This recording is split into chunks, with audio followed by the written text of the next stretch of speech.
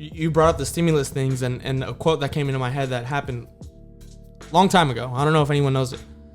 I forgot who said it because I'm drawing a blank right now. But what they said was, I believe it was a president that said this.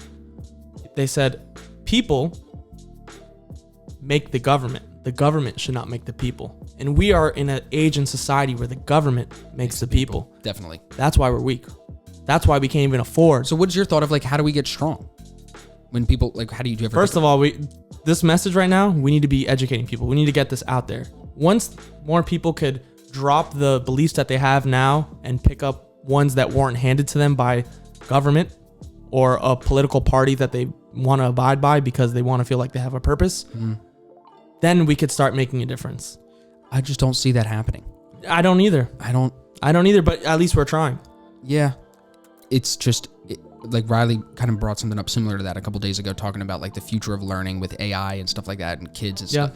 I don't have like an optimistic future for the future of education in America. I don't have this optimistic view of the future. And I kind of do blame that on the leadership. You know what I'm saying? And like just a smaller point on that, we went at it a little bit when we were talking about, remind me, Trump did something and then I said it is his fault. What was it? The point... Yeah. So they sent out 1 point something million or billion to dead Americans with that first stimulus check, to dead people.